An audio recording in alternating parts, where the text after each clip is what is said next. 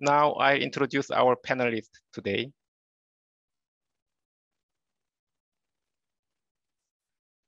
Today's event will be chaired by Dr. Vladimir Murashov. Dr. Murashov is a senior scientist in the office of the director of U.S. National Institute for Occupational Health and Safety in Washington, D.C. He received his PhD in chemistry from Dalhousie University in Halifax, Canada in 1908. He completed his postdoctoral research in the University of British Columbia in Vancouver, Canada in 2001. Dr. Murashov is a globally recognized expert in safety and health of nanotechnology and other emerging technologies, and serves as a subject matter expert on various panel and advisory boards. He has been a member of U.S. government interagency working group on nanotechnology, representing NIOSH since 2004. He leads nanotechnology safety groups in ISO, OECD, and WHO. He has written numerous articles in the area of materials chemistry and the safety and health of emerging technology. Our first speaker, Dr. Carla Ribalta Carrasco, is a postdoctoral researcher at the National Research Center for Working Environment, Denmark.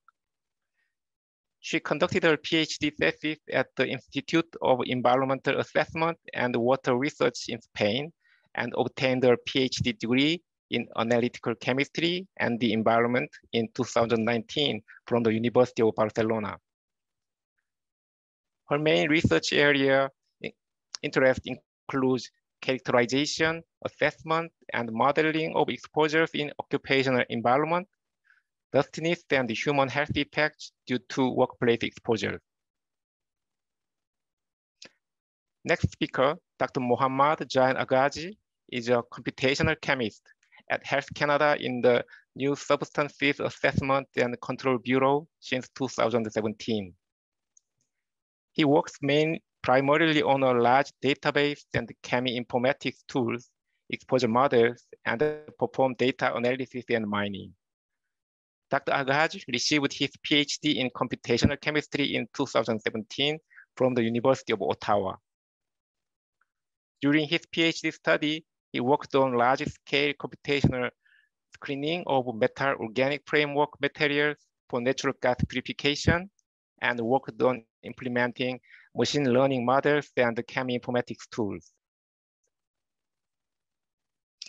Next speaker, Marc Lapointe, is a senior environmental assessment officer in the nanotechnology section of Environment and Climate Change Canada. His role includes conducting pre-market environmental risk assessment and management of manufactured nanomaterials under the Canadian Environmental Protection Act, and leading development of the policies and regulations for the safe use of nanomaterials in Canada. He is also leading projects within the Canadian delegation to the OECD WPMN and contributing to the international effort to fill knowledge gaps for the regulation of nanomaterials. Mark began his career with the department investigating the use of QSARs and computational chemistry model for use in the chemical risk assessment. Mark also spent a lot of time enjoying the environment. Finally, Matthew Dextraze is a computational chemist. He received his master's degree in chemistry from the University of Ottawa and is currently employed in the exposure unit of Environment and Climate Change Canada. His educational background is various and includes science, mathematics, statistics, computer science, philosophy, psychology, and business. Matthew is an experienced developer of computational models and tools for science. He speaks 2 languages, French and English, but he can write in a variety of languages, including C++, JavaScript, Python, and R. Now I hand over to today's chair. Please welcome Dr. Murashov. Well, thank you, Kyungwa, for the very kind introductions. Good morning, good afternoon, and good evening, everybody. Welcome to the OECD webinar, How to Assess Exposure to Nanomaterials, the Evaluation Results for Existing Models and Tools. This webinar is organized by the Organization for Economic Cooperation and Development, Working Party on Manufactured Nanomaterials. And just as a brief background, this Working Party was created in 2006 to facilitate safe introduction of nanomaterials into the commerce.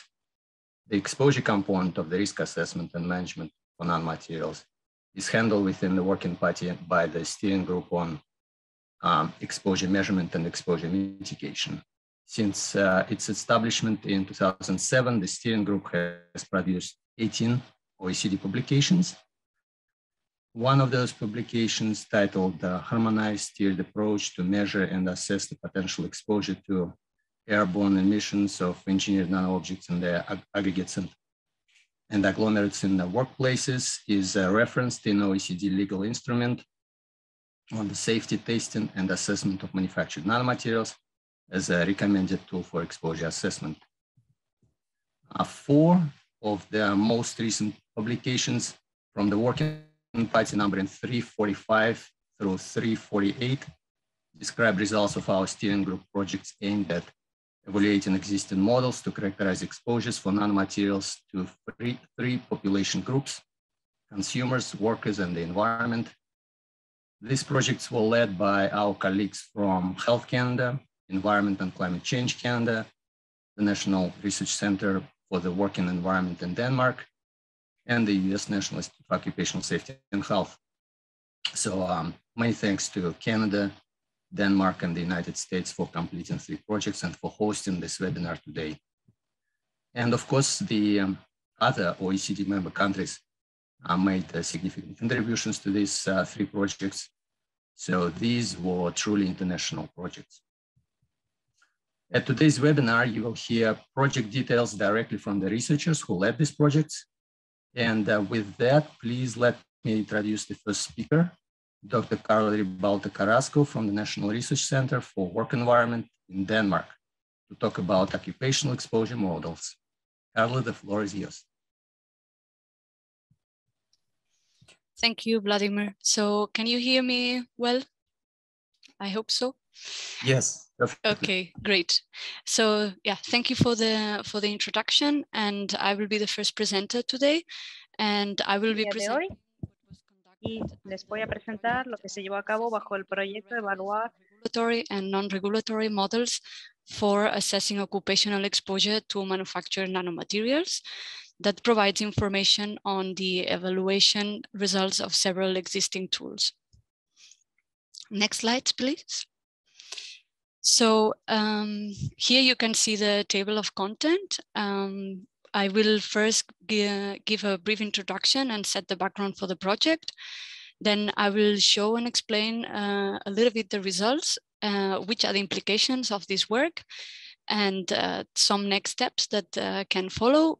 And then I will just make a brief summary. The next slide, please. Yeah, so I will be the presenter today, but obviously this work I did not conduct this work alone. This was a teamwork that we did together with Anna Sofia Fonseca and Kjeld Alstrup Jensen that are here today with me as well. And they are both from the National Research Center for the Working Environment in Denmark.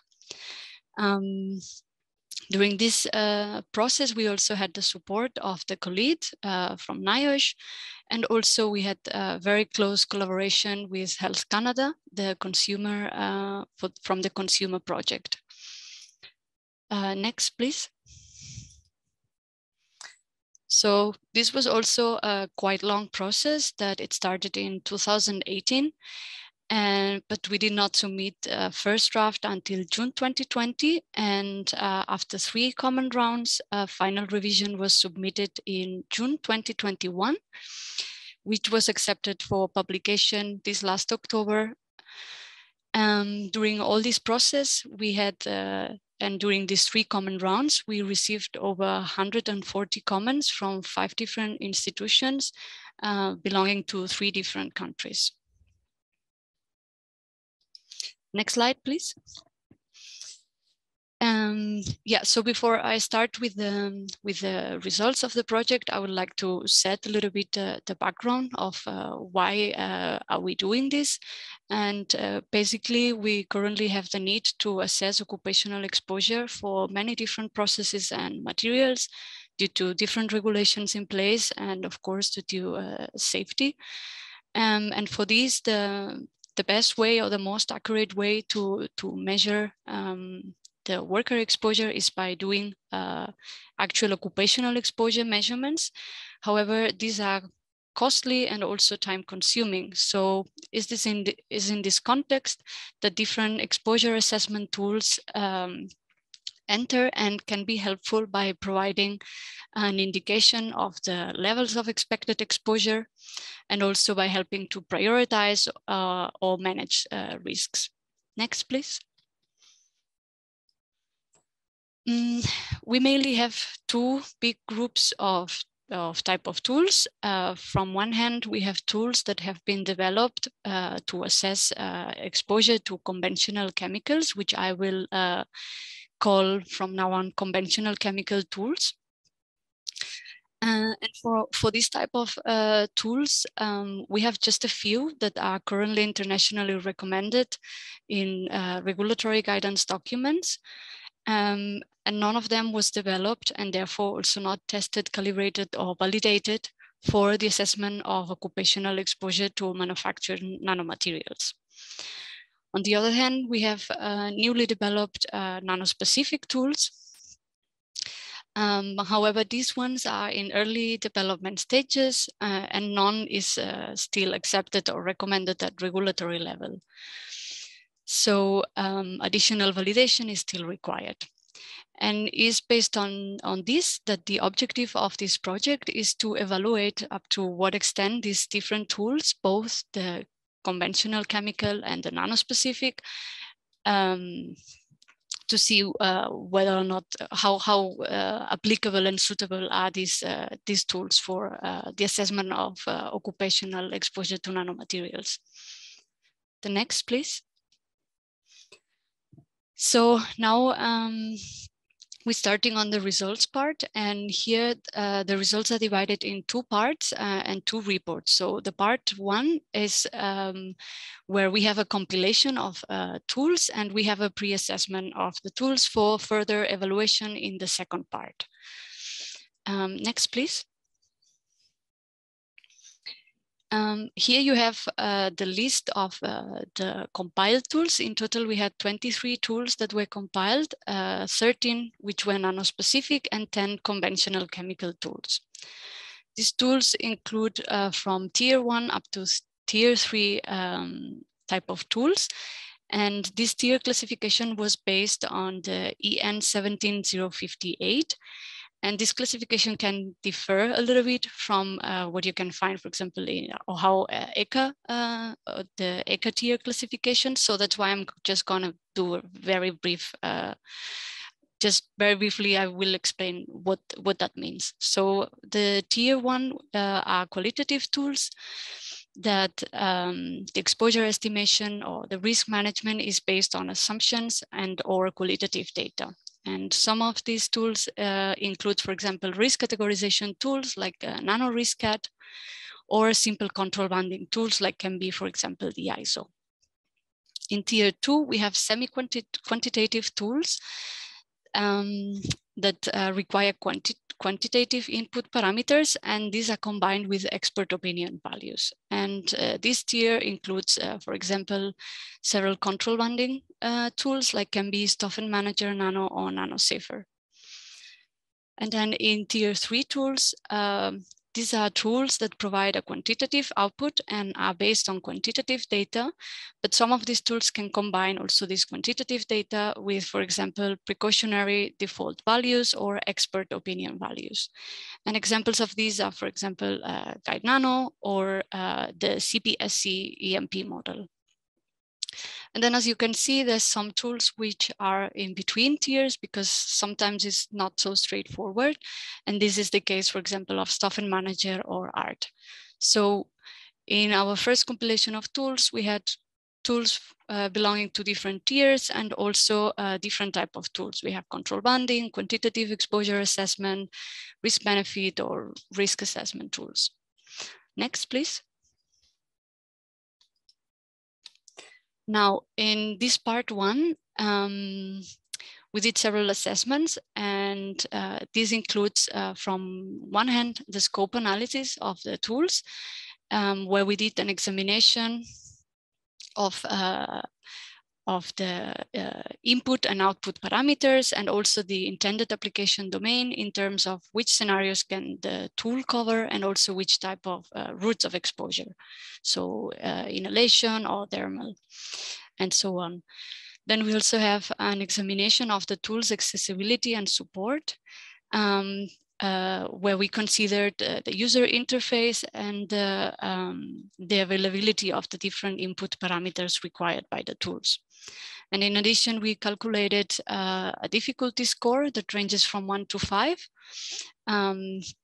This is a very simplified way of seeing the tool's complexity, but is based on the interface, the accessibility of the tool, how are inputs entered, which are the outputs that you get, and which type of guidance do you get in order to use the tool. And then finally, this first part, it also contains the examination of the sensitivity of the tools. This is a quite big and important part, and it basically intends to provide information on the tool sensitivity. And we basically evaluate how the output of the tool changes with the variations of the inputs that you are entering in the tool. Next, please. So after this first part where we did the assessment that I was just explaining, we selected from the 23 tools, 15 tools, 10 nanospecific and 5 conventional chemical tools. And these ones were the ones that we submitted to performance testing. The next, please. The reasons for exclusion of the tools for undergoing performance testing were very different depending on the tools, but they can be sort of summarized in these 3 points. So in some cases we had improved versions or more suitable tools were already included in the assessment. So this would be, for example, of Consexpo Nano.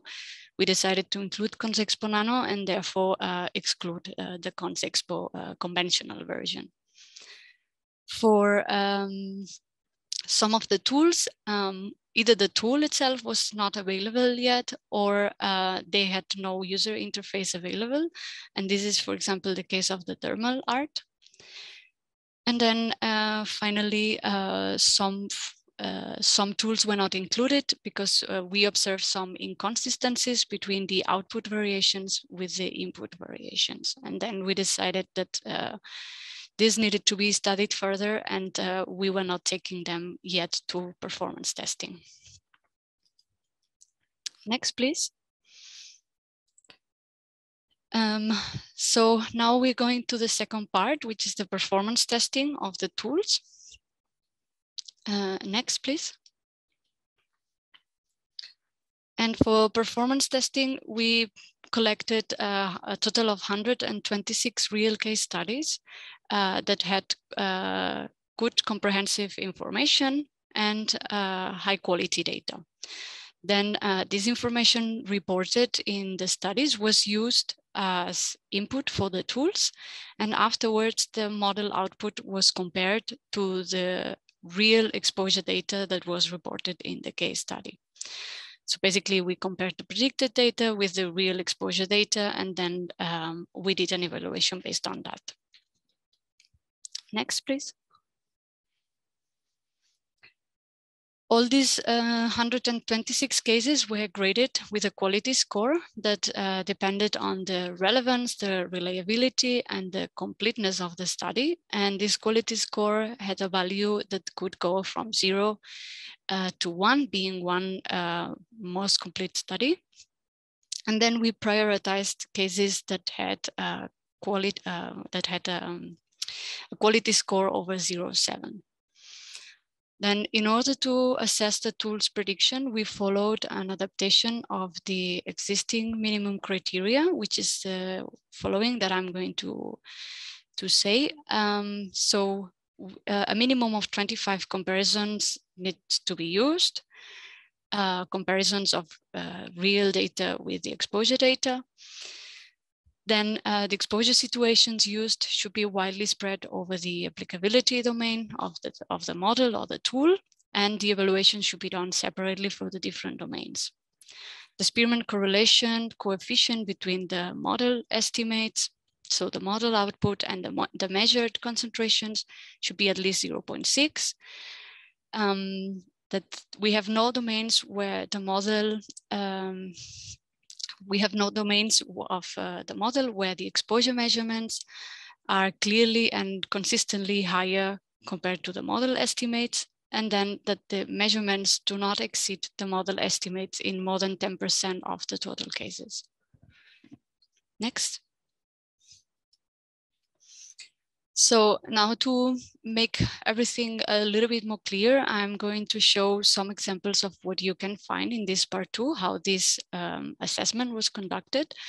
And so one of the things I mentioned is that the Spearman correlation, that we looked at the Spearman correlation. And here in the slide, you can see an example of a graph showing the actual or the measured concentrations versus the model concentrations or the tool output.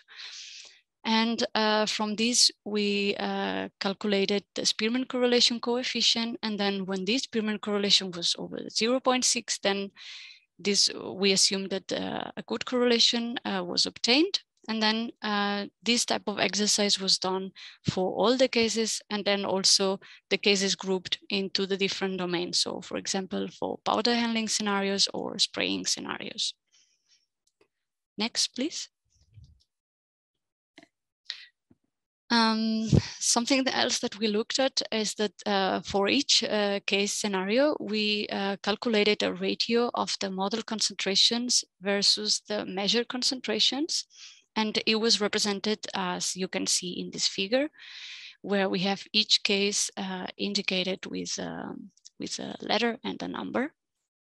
And then when we have ratios equal or higher than 1, that means that the model concentrations are higher than the measured, which is what would be desired for precautionary reasons.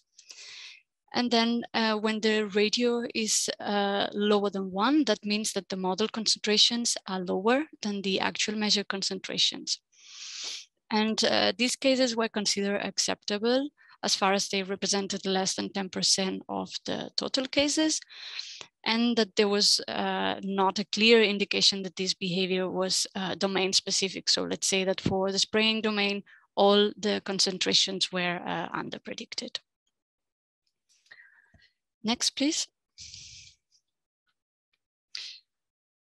So for some of the tools, we conducted some additional assessments that were related to the specific function of the tools. And here I'm showing an example for a control banding tool. In this case, this control banding tool provides a dimensionless output and also assigns an exposure band to each case. So as this type of tools are mainly used for preliminary assessment, it was evaluated whether the tool assigned cases with higher exposures to higher bands. And we can see in this case how this is actually happening, although there's a little bit of overlap between the second and the third band. The next, please. Another example is for a risk management tool that provides a level of exposure, and then it also gives you a percentage of reduction that you should apply to your case in order to keep the exposure values under the occupational exposure limit values. In this case, we analyze if the output of the tool after applying this percentage of this recommended percentage of reduction, and this is represented in the in gray with a dot in gray. And then we compared if this was lower than the OEL values of the analog material, which is represented in red. And we can see that all the values fall below that occupational exposure limit. Next one, please. So here we have a summarized view of the final results of the performance testing. And here we have the nano-specific tools. You can see that in most of the cases, the number of comparisons are over the 25 comparisons that we wanted, except for some tools, due to the limitation on available cases. Then in the second column, we have the Spearman correlation coefficient that was calculated for all cases. Then we also calculated for powder handling cases, which is represented with the H, spraying cases represented with the S, and for abrasion cases represented with the A. In the fourth column, we have whether or not the tool underpredicts more than 10% of the total cases. And then in the final column, we have a comment saying whether the tool seems to be suitable for the assessment to nanomaterials or not. Now I'm going to go very briefly in each of the tool. So basically for the ISO, we have a Spearman correlation over 0.6 for particle number, but we did not obtain that for particle mass. And the prediction was less than 10% in this case. For VRIMA, we have a Spearman correlation higher than 0.6 for all domains and for powder handling, but not for the spraying domain, and less than 10% of the cases were underpredicted. For Stoffen Manager Nano, we have a Spearman correlation higher than 0.6, and the percentage of underprediction in this case was not applicable because the tool just provides a semi-quantitative value. For the CPSC EMP model, we have Spearman correlations higher than 0.6 for all domains, and the 10% rule was not fulfilled, but just for a little bit.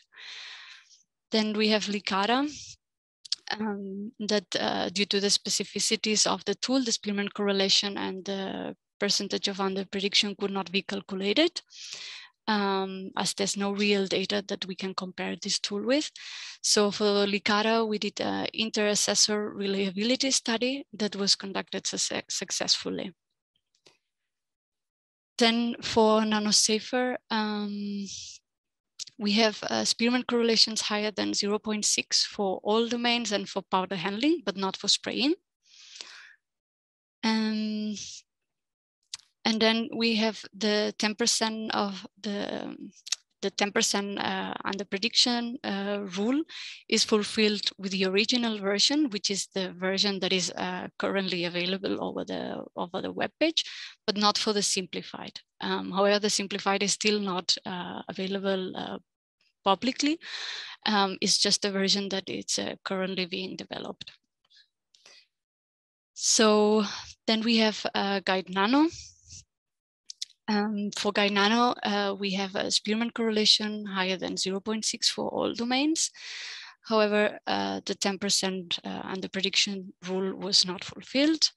And finally, we have SUN's Swiss precautionary matrix and Consexpo Nano, for which we could, the Spearman correlation and the 10% rule could not be applied.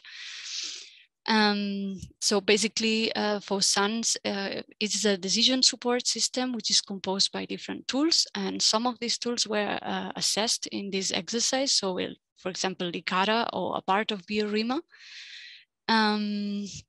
But there's other parts of the tool that were not assessed.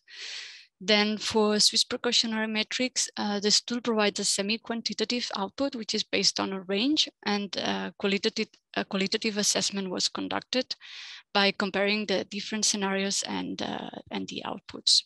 And finally, for Consexpo Nano, only 5 studies were available, and actually only 2 of them were for nanomaterials. But it was observed a discrepancy usually within the order of two, and overall the tool seemed to perform reasonably well. So yeah, next slide, please. So basically we saw that for the nano-specific tools, quite good performance was obtained. And now here I'm showing the results for the conventional tools.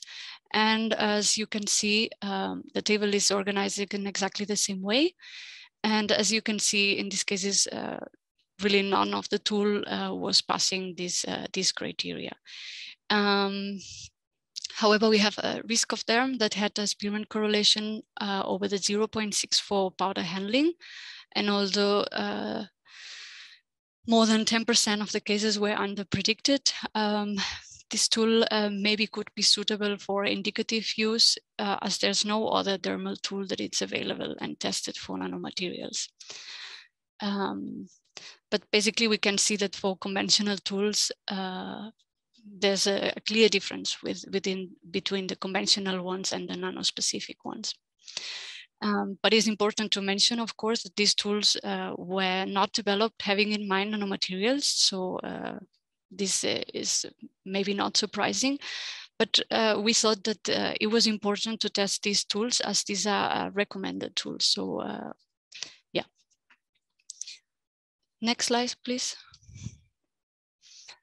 So regarding the policy implications of this work, the results, we believe that the results can be very valuable to help regional and national authorities to consider the different models assessed in this study as potential tools to support nano-specific regulatory decision-making. So basically these results are now available and the corresponding authorities can decide if some of these can be used and of course under which conditions they should be used. And even though this work represents a step forward, there's still room for improvement, of course. And in this regard, there's several recently started OECD projects that can use this data. These projects are focusing on the different aspects. The first is guidance on how to actually use these occupational exposure models. To generate measured exposure data for further evaluation of the models. We've seen that for some specific domains, we still have a huge lack of exposure cases that is needed in order to test the performance of the models. Basically, we could really evaluate the models for powder handling, but for spraying and abrasion, for example, we had very few cases. So we cannot really reach a conclusion with that.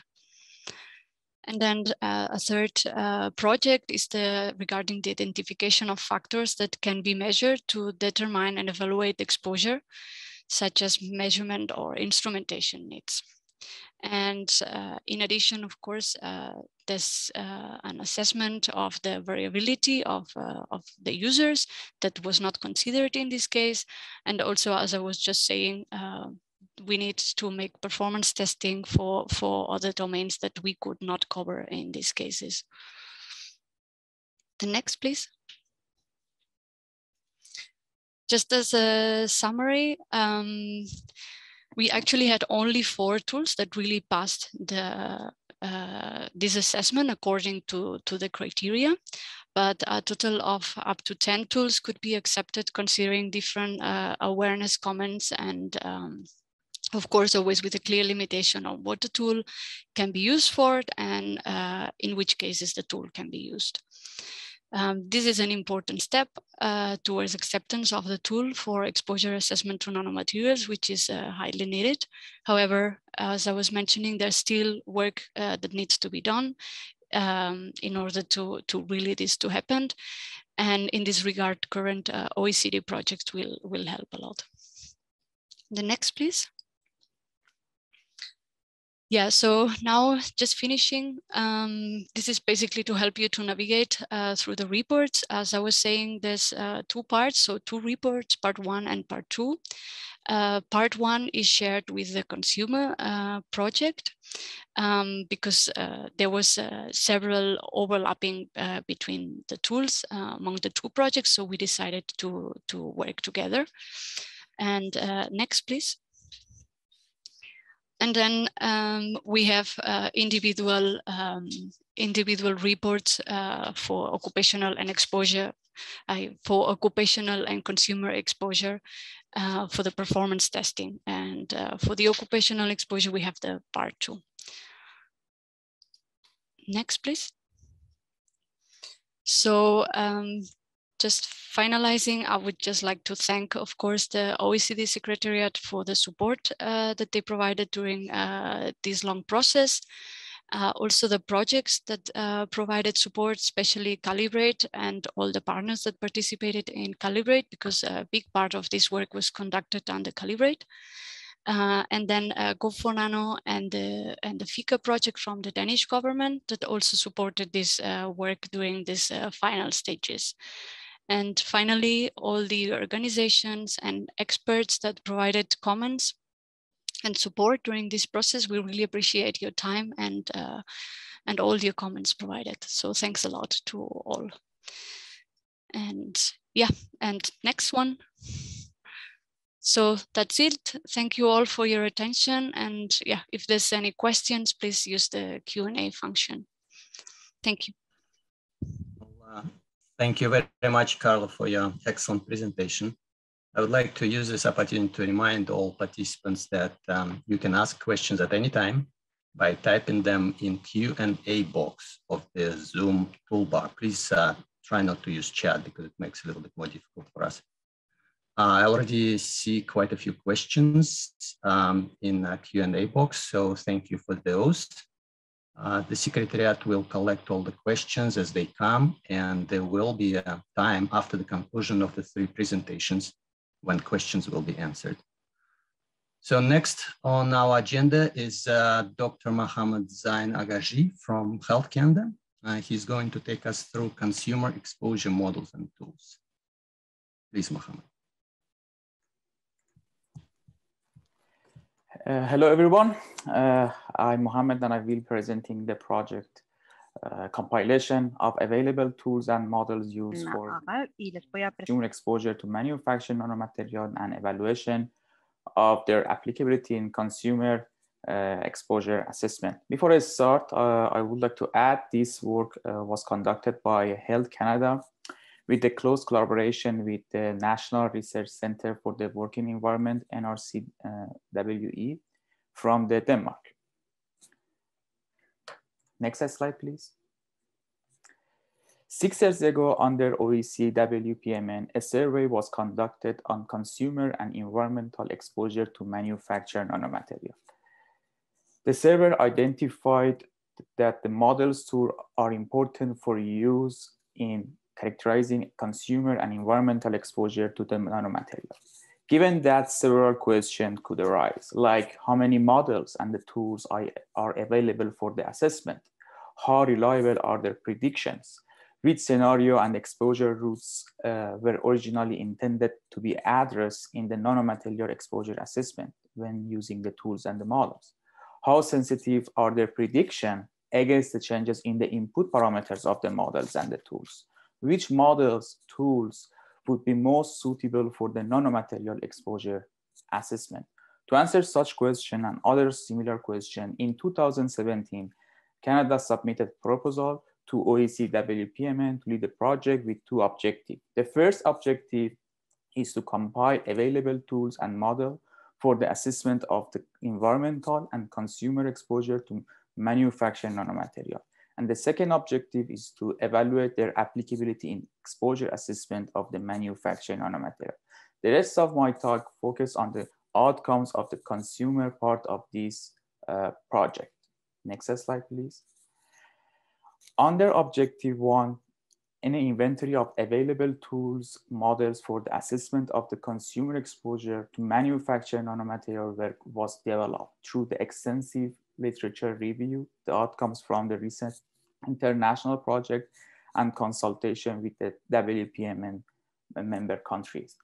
The inventory includes the 23 models, which can be classified in 2 categories. The category 1 includes 15 nano-specific tools and models, and the category 2 includes the 8 chemicals or conventional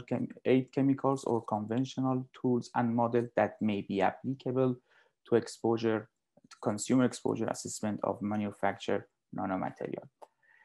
The organization contributed to this to this objective are US EPA, BFR from Germany, RIVM from Netherlands, and NRCW from Denmark. Next slide, please. The inventory is implemented in Excel and is publicly available. The inventory provides information on the domain applicability of the models, the tools, availability is a free tools, pay access tools, web-based tools, or installed software. The input parameters required by models and the tool, the output of the models and the tools, the product form, the product type can be covered by the tools and the models, assumption considered in the tools and the model, and the limitation of the models and the tools in the exposure assessment. Next slide, please. Under objective 2, evaluation of the applicability of 15 nano-specific tools models was conducted. As shown here, the evaluation process was carried out based on the scope analysis, accessibility and support examination, sensitivity analysis, and performance testing. I want to talk about the sensitivity analysis and performance testing later in my talk. A scope analysis examines the input parameters required by models, assumptions made in the models and the tool, the intended application domain, route of exposure, and the output of the model. The accessibility and support examine the availability of the input parameters and the computational framework of the models and the tool. The full details of the scope analysis and accessibility and support examination is already given in the published document. The 15 nano-specific tools includes the Boxel et al. 2007, Consexpo Nano, Guide Nano, iNano2, Licora Nanoscan, MPPD model, NanoRiscat, and Nazarenko et al. 2014 model, Sondies, ANSYS CB tool, NanoSafer, CB Nano tool, Swiss Precautionary Matrix, and Stephen Manager Nano, and finally the engineered nanoparticle airborne exposure. Next slide, please. As an example, the scope analysis find that the models tools have a different output for the exposure assessment. They can be classified generally in 2 groups: the control banding tools and non-control banding tools. The non-control banding tools provide the air concentration, inhaled dose, or deposition. As an example, Consexpo Nano is a web tool estimating the air concentration, inhaled dose, and deposition all together. Of these tools, 13 were subjected to the sensitivity analysis. Next slide, please. The sensitivity analysis identify how sensitive models tools are against the changes in input parameters. In fact, it identifies which input parameters have the most influence on the model and the tool prediction.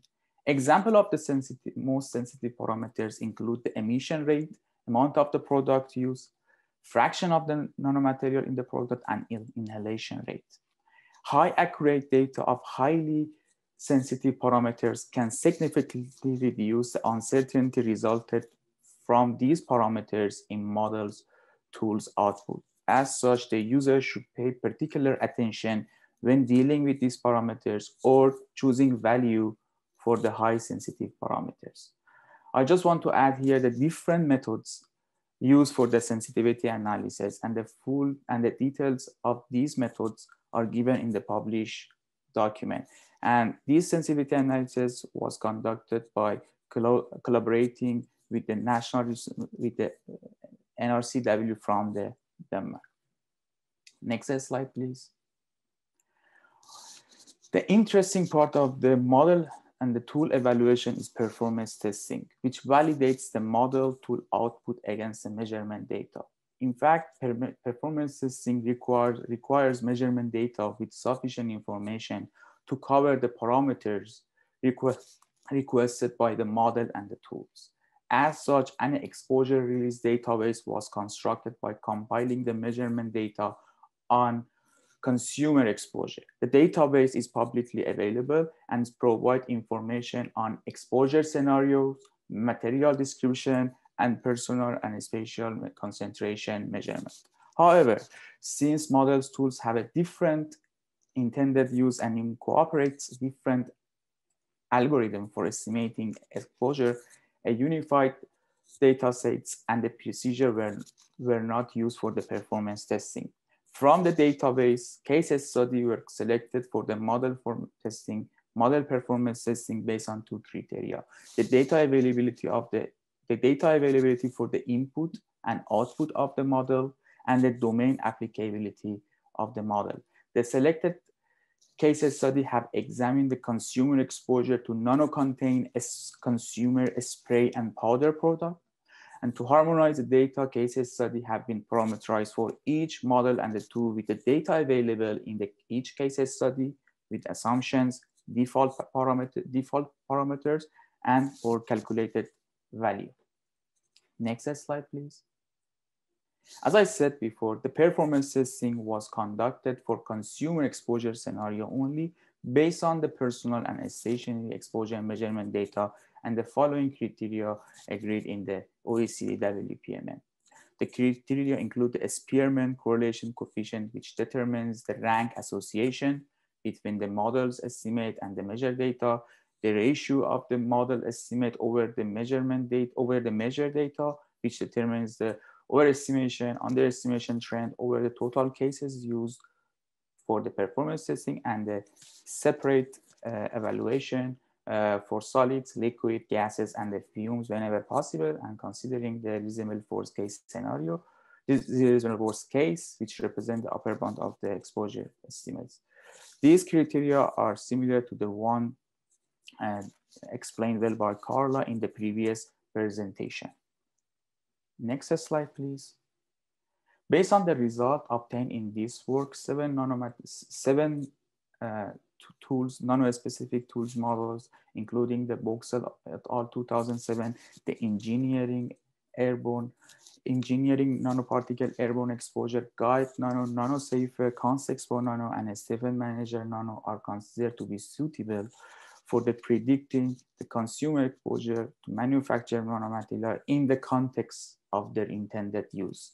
However, as shown in the column number of comparisons of the summary table, the number of the comparison ranged from the 4 to 16 across the model and the tools. Such a low number of the comparison are due to low availability of the measurement data suitable for the performance testing for consumer exposure scenario, which makes the performance testing limited to a few case studies.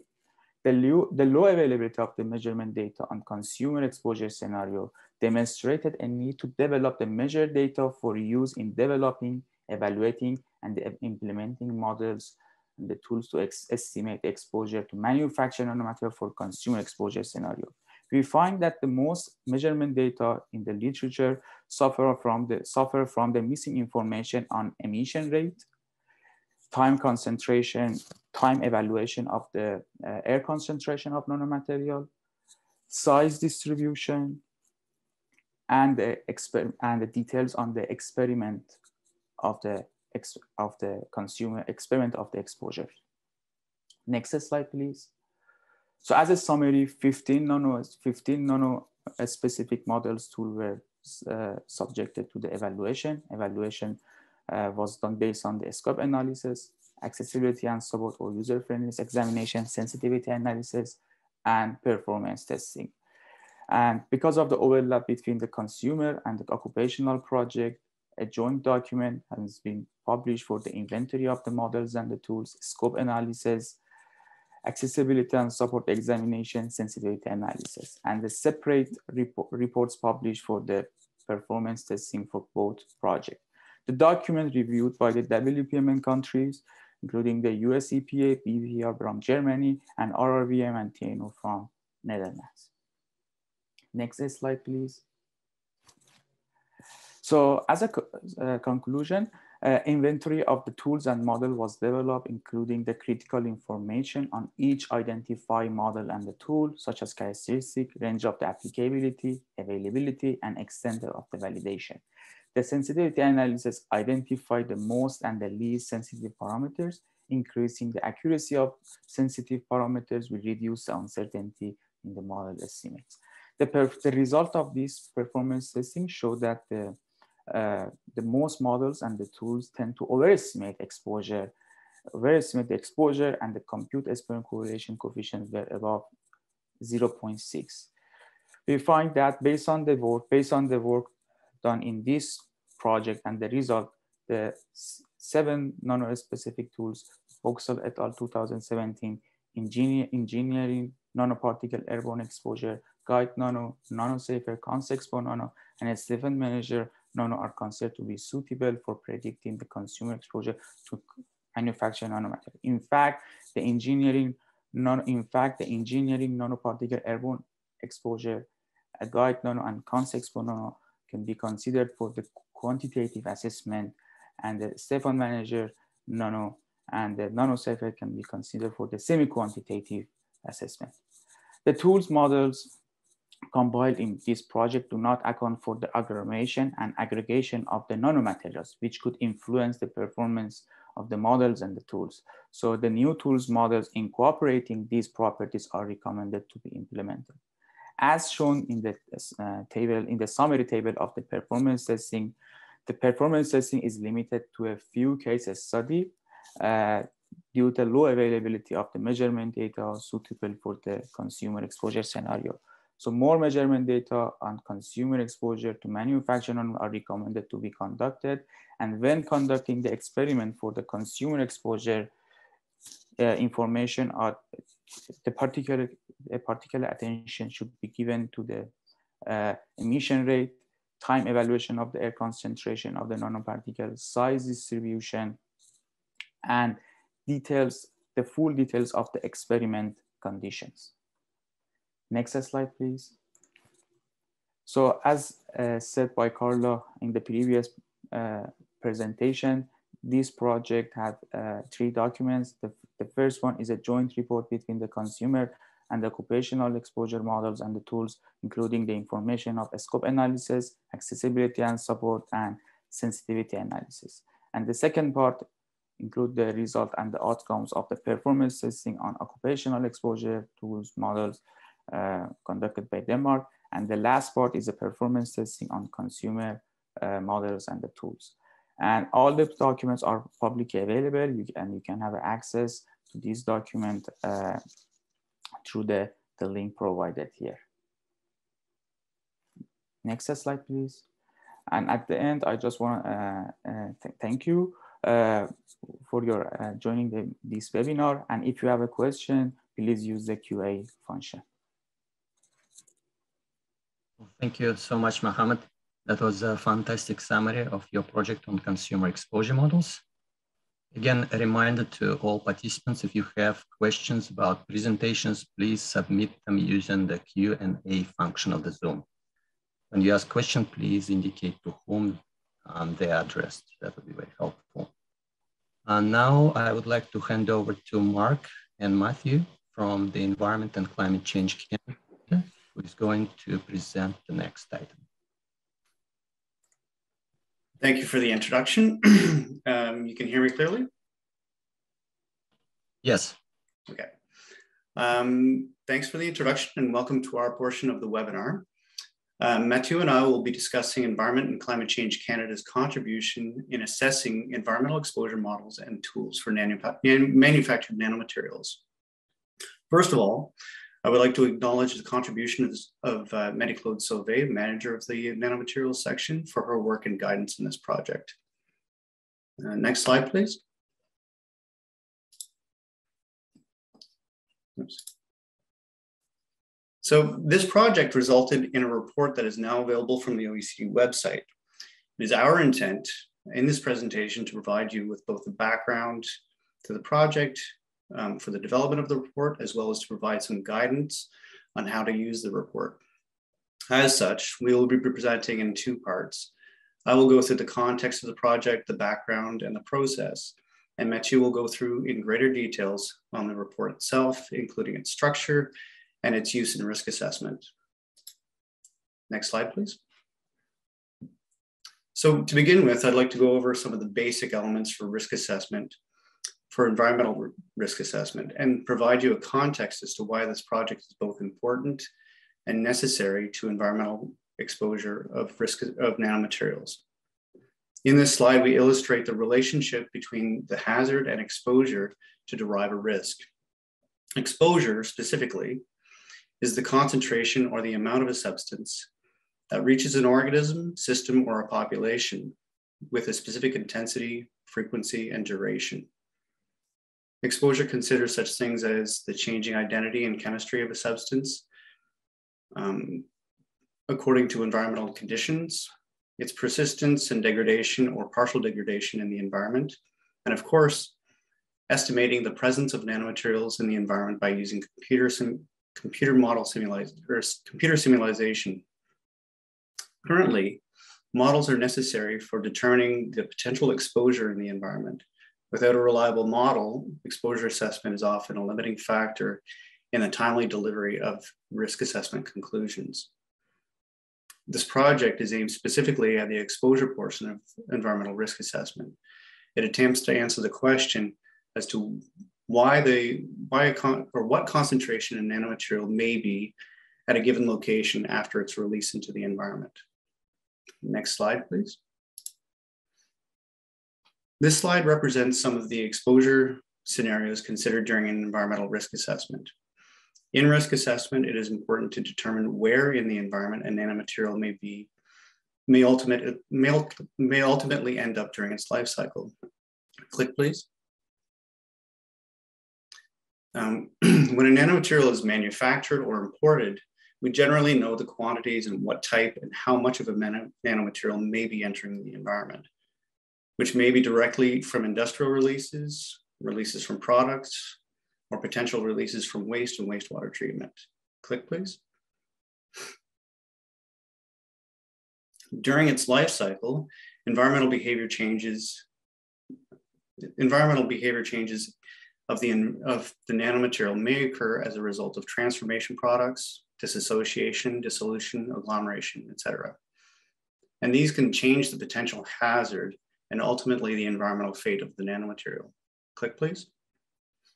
Finally, it is our job in environmental assessment to understand the type of hazard that a nanomaterial may have and where in the environment it may be found and in what quantities. Click, please. Oh, sorry.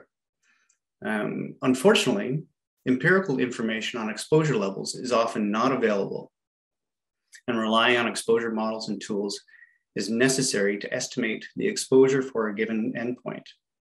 Adding to this are data gaps that exist for determining the environmental fate and exposure of nanomaterials relative to conventional chemicals, and are compounded by a lack of environmental monitoring for nanomaterials and a lack of specificity differentiating nanomaterials from conventional chemicals in models and databases. Many models have been used. Oops, sorry.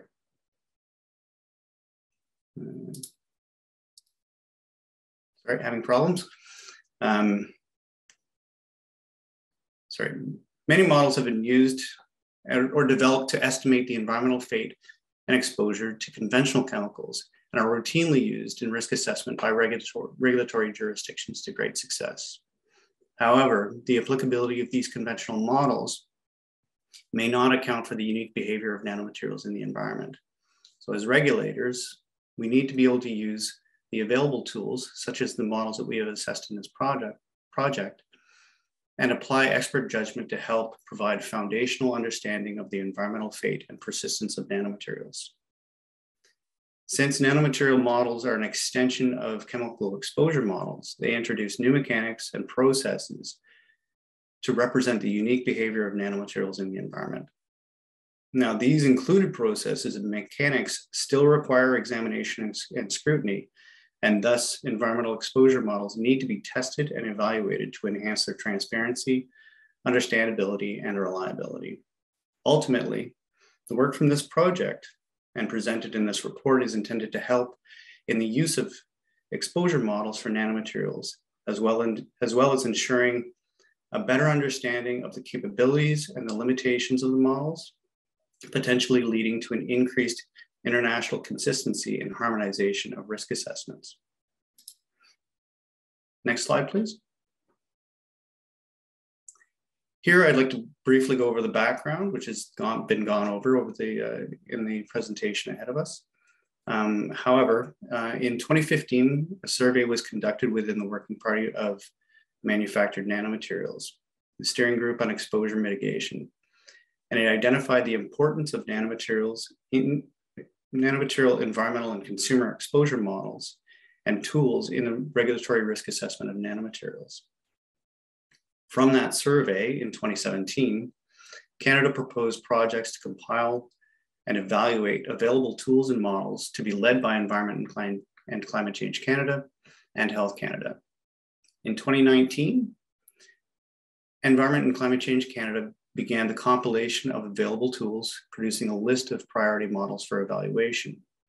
Once that list was completed and accepted, work commenced on evaluating the compiled tools for their applicability to the regulatory assessment of nanomaterials, which led to the completed report we have in 2021. Next slide, please. The purpose of the final report is to provide guidance on the availability and applicability of environmental exposure modeling tools that may be used within a regulatory risk assessment of manufactured nanomaterials. This included the subtasks to identify the existing tools and models for estimating the environmental exposure to nanomaterials, to enhance the comprehension and determine the reliability of the tools, to enhance the transparency, decision-making power of exposure assessments, and to provide an organized compilation of input parameter data. Next slide, please. So in the next few slides, I'll be discussing the process that we used in the project that enabled us to get to the final report. This consisted of two distinct objectives. Objective one was to produce an inventory of any and all available tools and the prioritization of these tools for objective two, which was to evaluate and analyze the prioritized tools in the context of environmental risk assessment. Under objective one, Environment and Climate Change Canada produced an inventory of 24 existing tools. And from this list, we prioritized 10 viable tools for the evaluation based on criteria such as domain, scope, kinetics, supporting documentation, and availability of input parameters. The tools fell into three types of models: material flow analysis, environmental fate models, and spatially explicit river models. I'll briefly explain the differences in the next slide. Next slide, please. So this diagram will describe in a simple format the domains of each of the models and where they are applicably relevant. Click, please. Material flow analysis type models typically summarize the flow of material using an initial or recurring inflow material volume to estimate the volumes of nanomaterials that may end up in each environmental compartment, those being air, soil, or water. In short, MFAs describe the flow of a nanomaterial from a point source out to the environment. Click, please. Environmental fate models take into consideration the physical and chemical processes assumed to be responsible for the transfer between environmental media with the inclusion of kinetic processes believed to describe the behavior of nanomaterials in the environment. So EFMs describe the partitioning and speciation of a material once it has entered the environment. Click, please. Spatially explicit river models estimate the concentrations of nanomaterials in a river to a high resolution while using a well-resolved model of that particular river system. River models are essentially site-specific models. River models couple the hydrological processes with EFM type processes, generally using kinetics, to predict concentrations of nanomaterials throughout a river system, essentially describing where and when a nanomaterial ends up within a river. Next slide, please. Continuing with process, objective 2, the evaluation and analysis, consisted of the functional assessment, statistical analysis, and final recommendations compiled within a report. The functional assessment of the 10 tools were further refined to 8 tools after the initial assemblage of the models. For the 2 models rejected, it was found that the source code was missing or unavailable for the Rhone-Rhine model. And the WASP-7 model was now obsolete and had been upgraded to WASP-8. The functional assessment was an assessment of the model functionality, input parameters, and considered both a mechanistic and theoretical assessment. The statistical analysis consisted of an uncertainty and sensitivity analysis and looked closely at the data requirements for each model.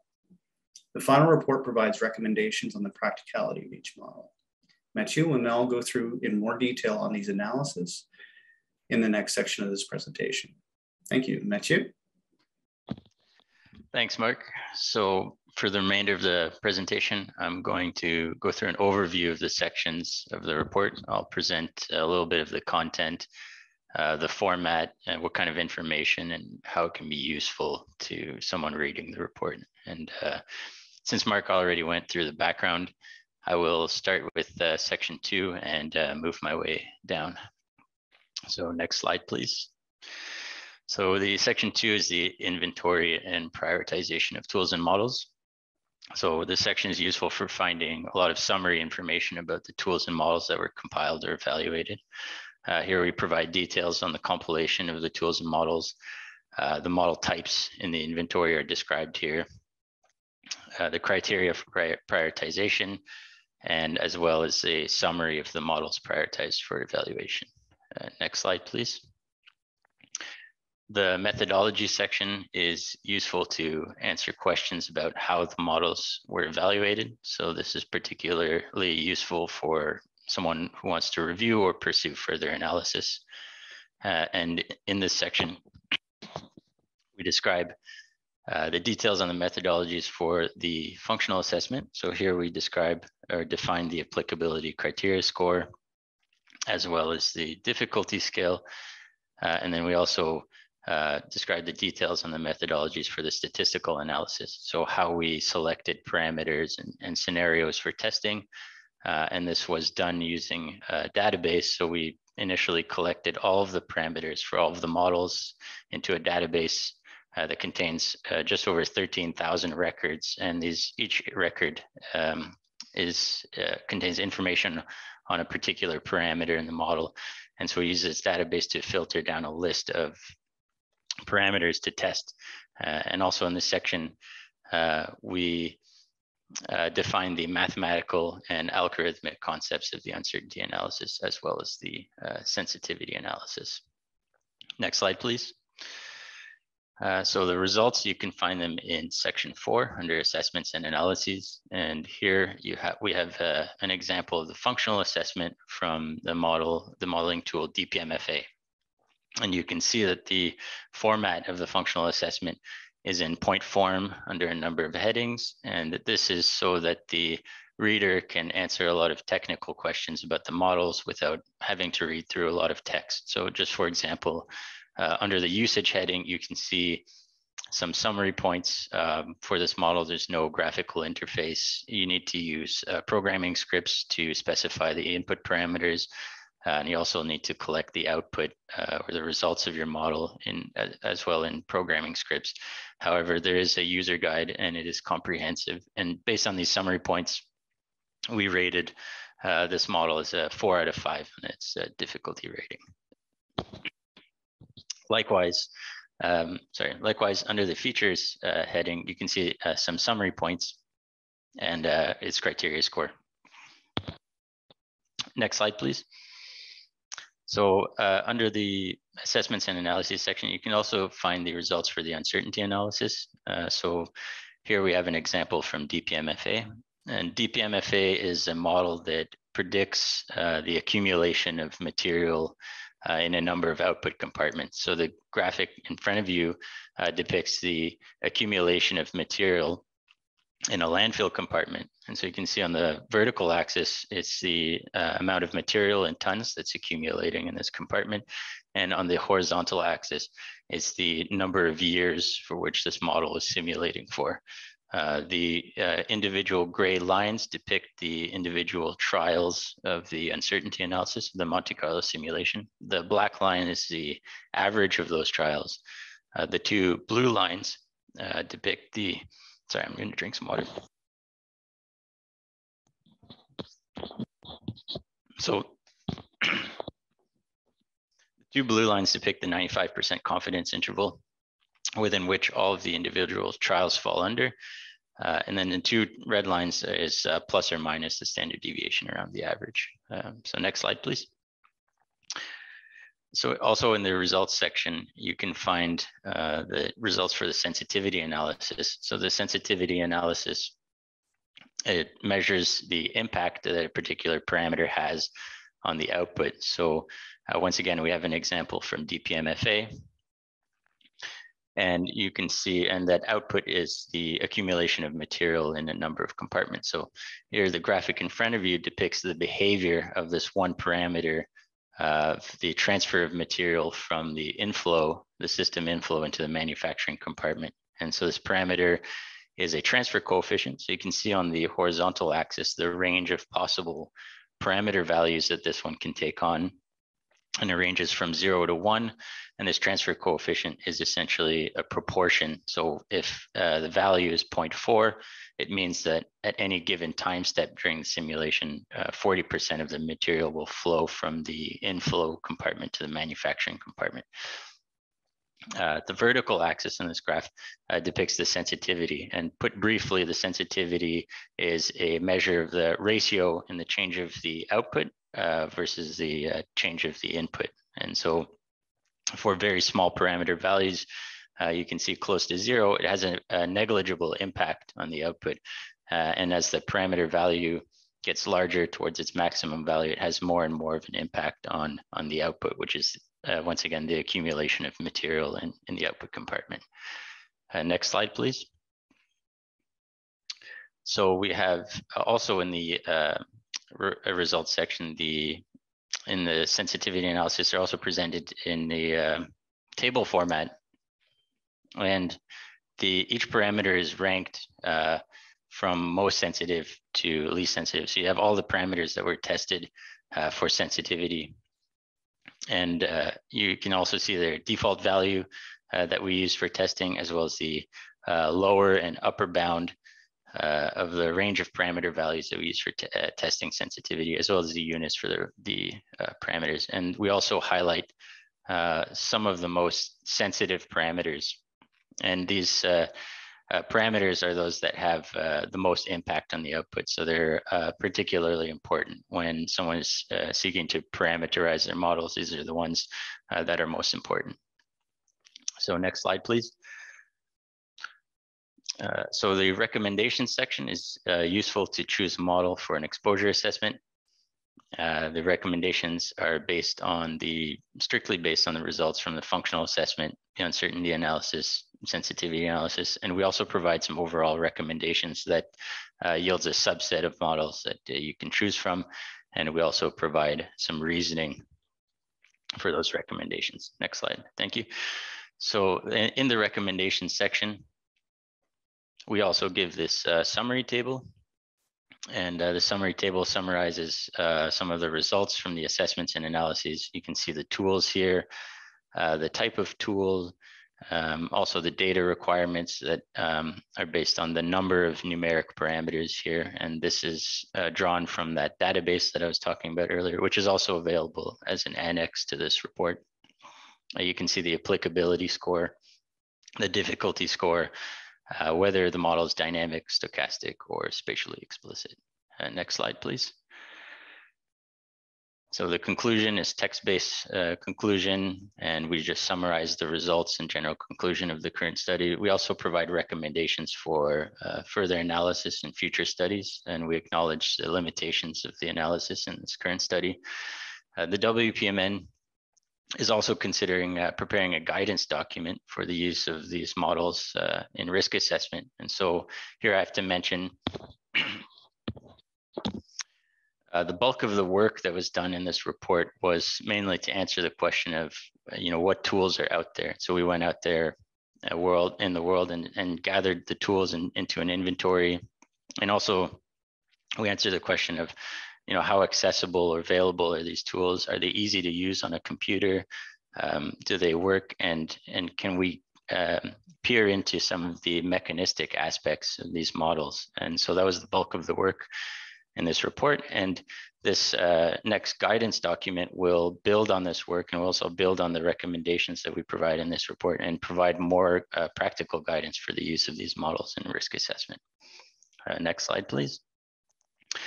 So thank you very much. That's it. Thank you for your attention. And I'd like to thank all of our reviewers from Environment Climate Change Canada, from WPMN, WPEA, for contributing to shaping the report into what it is today.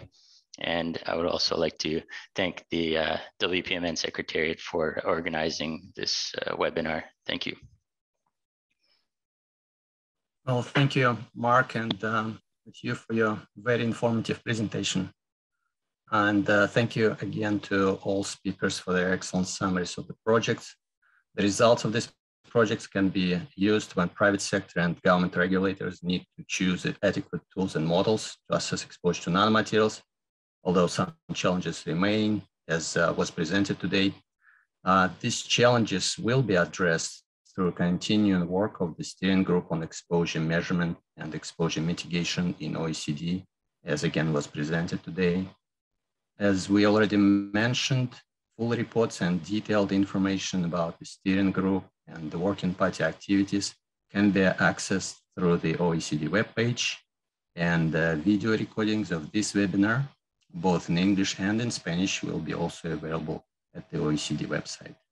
Now, before we start the Q&A session, some speakers may have something to add for clarification or wrap up. Carla, Mohammed, Mark, and Matthew, do you have any additional comments before we go to the Q&A session?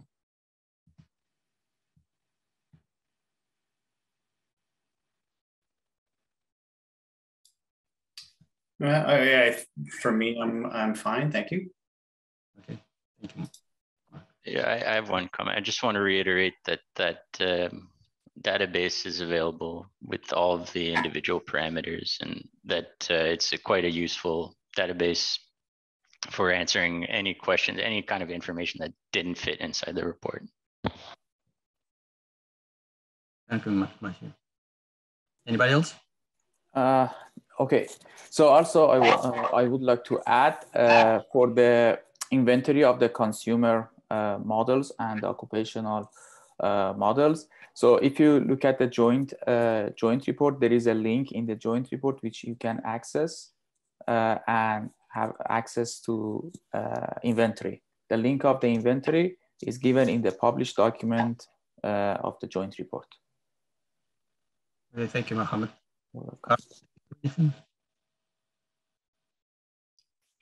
No, I have nothing else to add.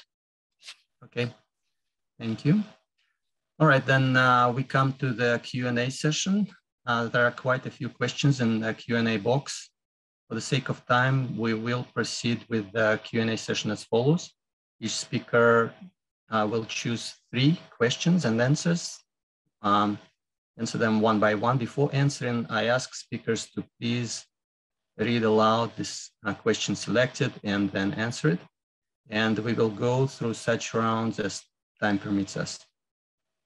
So let's start with the first speaker, Carla and the team. Mm-hmm.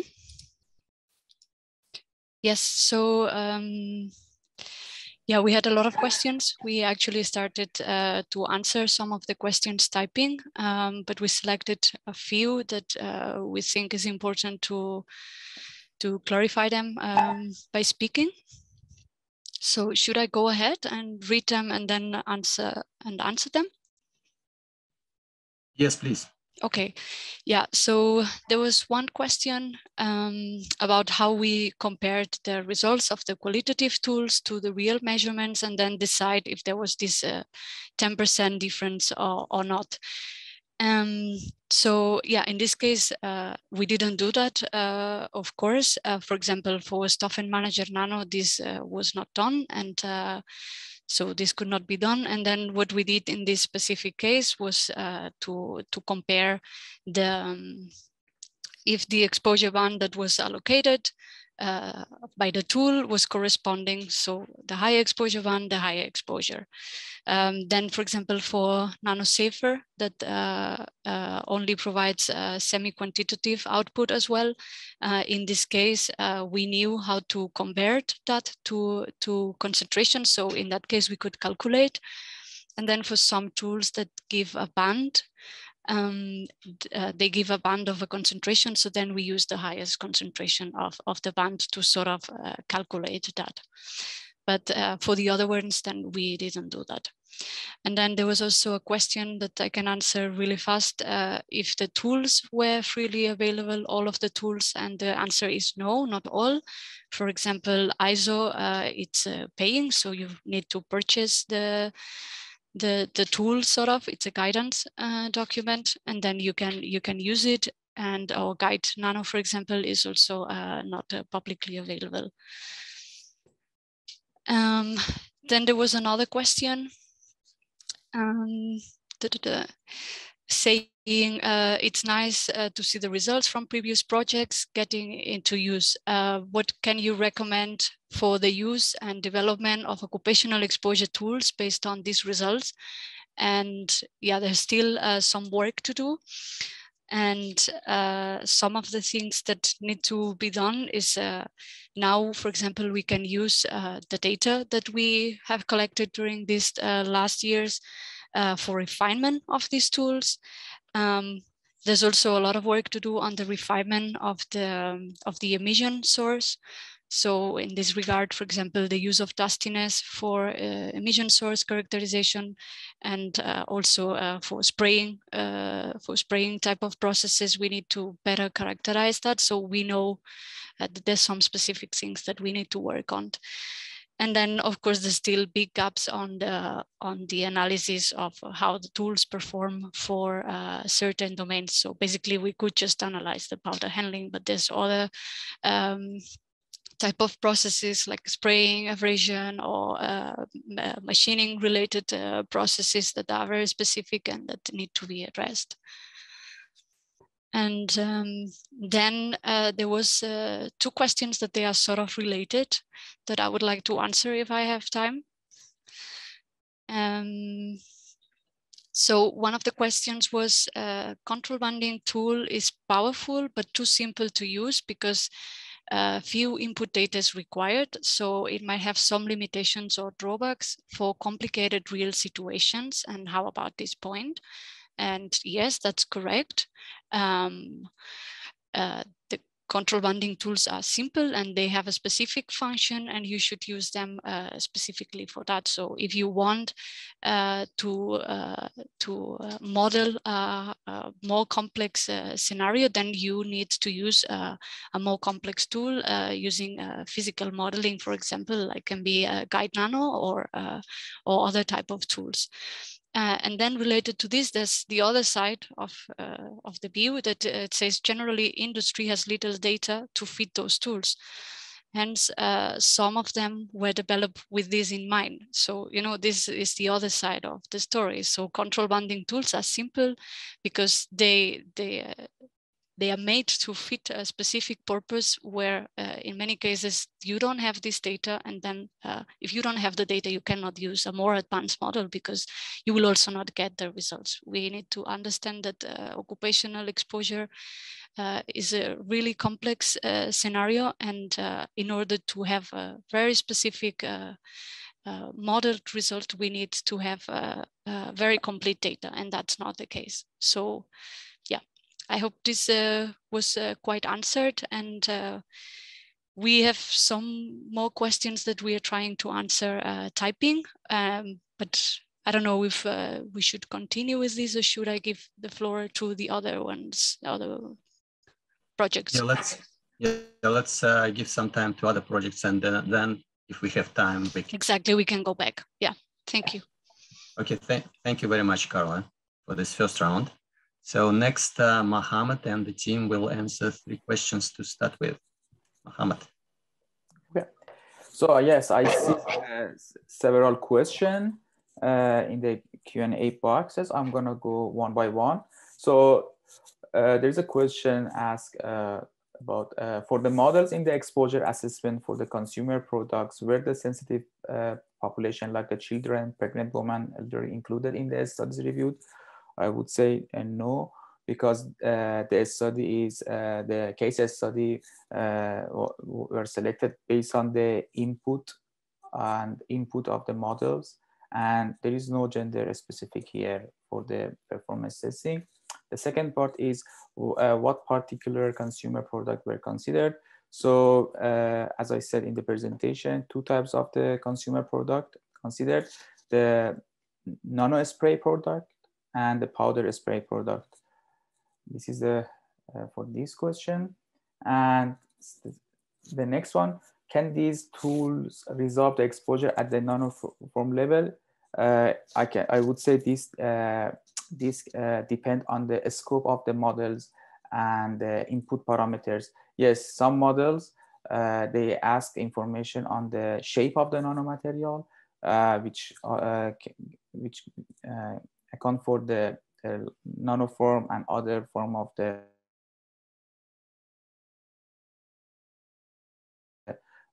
okay, and there is okay. So okay, another question is exactly what type of the consumer product are being modeled, and what would be chemical nature of the consumer product for which exposure data exists. So again, the nano spray product and the nano powder product for the consumer exposure scenarios. Example of the nano spray product include in the performance testing are indoor air deodorizer spray, impregnator spray, and bathroom cleaning spray. These are the 3 types of the spray we use in the performance testing. For the second part of the question, there is no specific chemical nature of the consumer. What would be the chemical nature? So there is no information on the chemistry of the nanomaterial, like the aggregation, agglomeration of the nanomaterial. Just the information on the size, only the size distribution of the nanomaterial and the density provided. But in the chemistry, most studies, they don't provide the information on the chemistry. Okay, and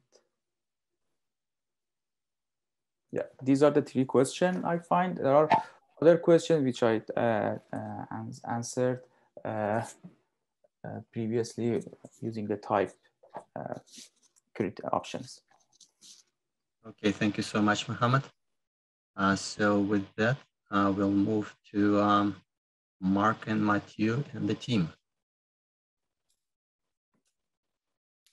All right, I think we can answer, there's actually 3 questions that I think we can answer as one. So there's, are nanomaterial or nano-regulatory issues considered under SAICM, as well as what Canadian regulatory agency is responsible for nano-regulatory issues, PMRA, CFIA, and is any nano-regulatory protocols in place? So to answer sort of all 3 of these, several regulatory agencies are responsible for the regulation of nanomaterials in Canada.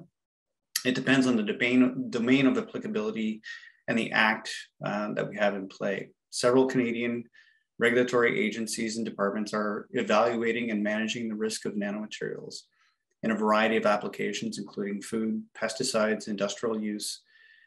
Furthermore, we're working with international partners through SAICM, OECD, ISO, and other international working groups and conventions to develop and provide guidance on the regulatory or regulation of nanomaterials.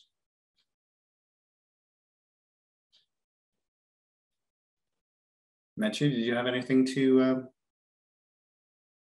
go with? Nope, that's good. Thank you, Mark. Okay, thank you, Mark. We certainly have time, so maybe we could go for another round of questions and answers, starting with Carla again. Carla? Yes, we are trying here to do everything we can to answer all the questions. So Carla and Sophia are also typing. But yeah, there's some that I wanted to answer. Just let me check where they are.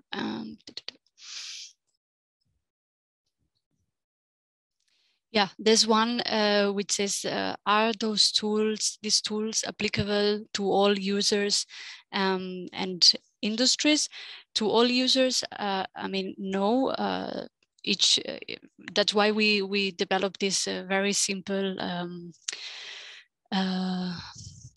difficulty score, so that we can sort of rank the tools on which ones are easier and which ones are more complex.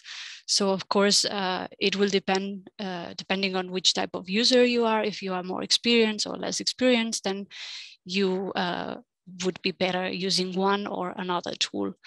And same for industries. Would be something similar. So basically, we assessed what we could really assess was powder handling type of processes. So we can say that for this type of processes, some of the tools did pass the criteria, so you could use them, but not all industries have just powder handling. So yeah, we cannot really say if we can use all these tools for all type of industries. So what we can really say is that for powder handling, there were some tools that they certainly seem to work quite well.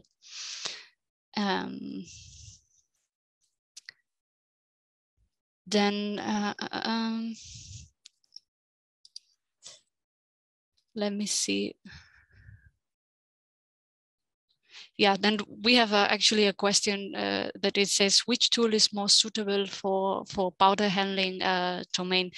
And that's, again, not a straightforward answer, I'm sorry. Because it will depend, of course, on what I was saying before. So which type of user you are, so which one you would be better using if you are an experienced user or not.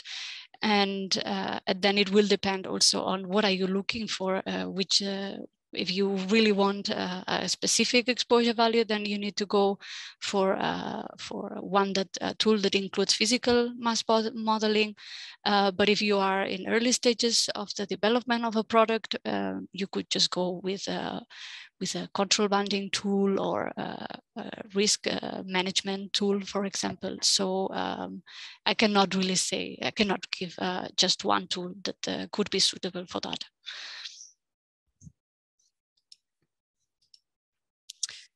And then let me see.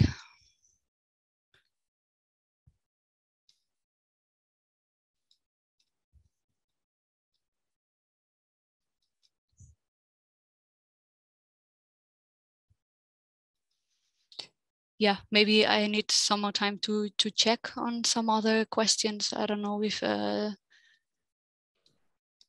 Okay, Carla. Yeah, we can move to Ahmed. Yeah, so I can select some other ones that we can answer and see what Sophia and Kelda are answering, so we can coordinate a little bit. Okay, well, thank you, Carla, for now. Thank you. Yeah. We'll go to Mohammed if he has any questions he would like to answer.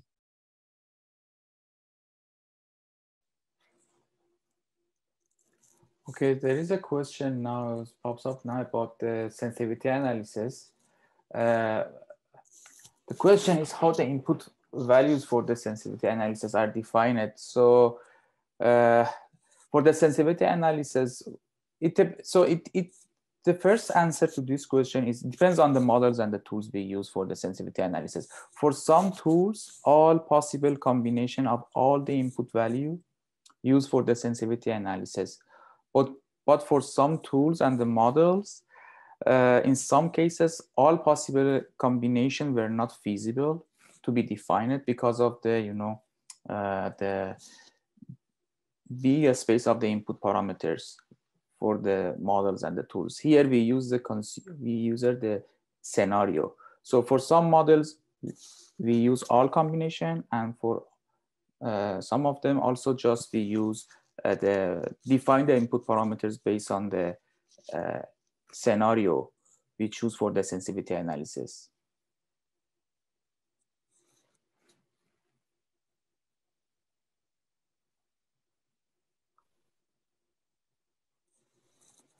So I see here there is no more question related to the consumer exposure.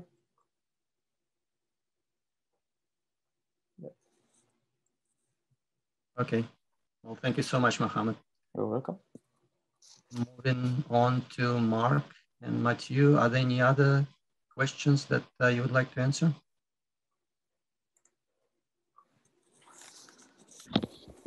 Yeah, there's a question on, is there any plan to publish user guidance for DPMFA, simple box for nano DoFlow that are considered not easy to use? And so in the up and coming guidance document, there will be some more guidance on how to parameterize those models. However, there's no plan, as far as I'm aware of it, from the authors to make the models easier to use. DPMFA does offer a very comprehensive user guide. And if you are familiar with Python, it's actually rather easy to follow the guide and use it. If you don't know Python, then it's out of the question. Simple box for nano, the steady state functionality is just specifying parameters in a spreadsheet. The dynamic functionality admittedly requires some scripting, and the author has expressed the desire to work on making it more available and easier to use. Nano DoFlow, I don't think the authors are working on anything to make it easier to use, and it is indeed the most complicated model to use out of all of them. But yeah, we will provide some guidance in the future on how to use those. Okay, thank you, Matthew. All right. I'd like to answer a question as well. Oh, okay, actually, two questions with regards to the environmental persistence of nanomaterials.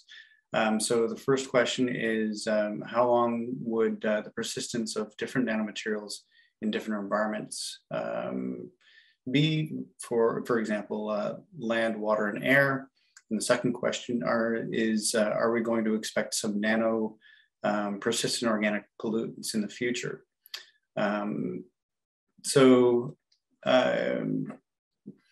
For many nanomaterials are persistent due to their inorganic nature.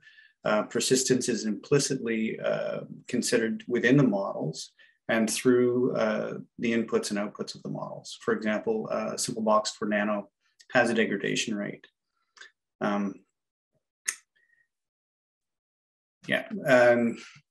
The thing is with persistent organic pollutants, considering that most nanos are not organic, they do have a tendency to be persistent, but it depends on the type of nanomaterial that you have, what its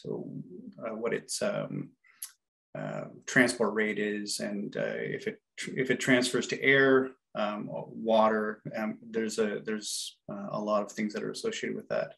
But I think we can look at nanomaterials as being a fairly persistent substance, just in general. Okay, thank you, Mark and Matthew. Carla, do you have any other questions you would like to answer? No, right now Keld is working on answering one of them, I think, typing. And I think that's it. Okay, great. And And I saw that there were 31 answered questions. So again, thank you. Thanks to the team members who are working behind the scene answering questions.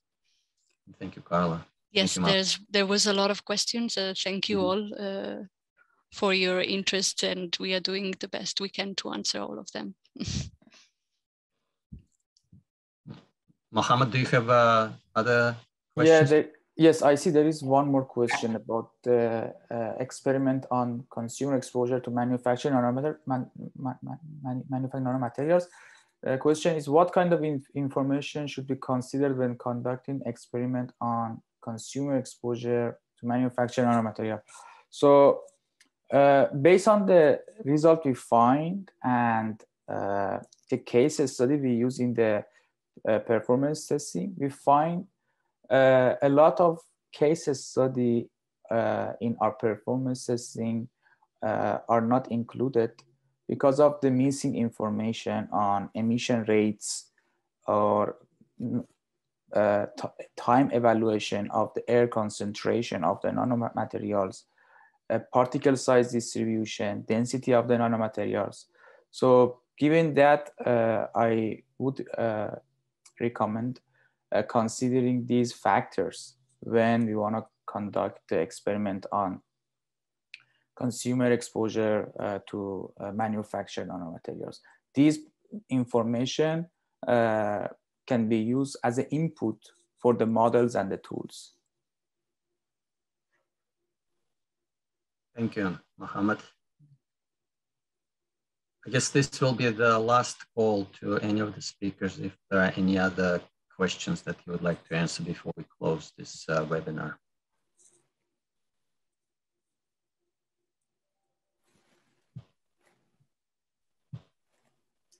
Okay, hearing none, I guess we will move to the last phase of this webinar. Thank you very much to all participants and speakers for your excellent questions and answers. At one point, I saw that we had almost 280 people who attended today's webinar. So thank you so much, everybody. I would like to also thank all the project team members who have contributed to the 3 OECD projects over the past few years and have made presentations today. They were excellent. Finally, there are several OECD Secretariat members who I would like to acknowledge today. Thanks very much to Mark, Kimiko, Carol, Hannah, Tionghua, and interpreters for your hard work behind the scene to keep things running smoothly. This concludes our webinar. Until next time, goodbye, and thank you, everybody.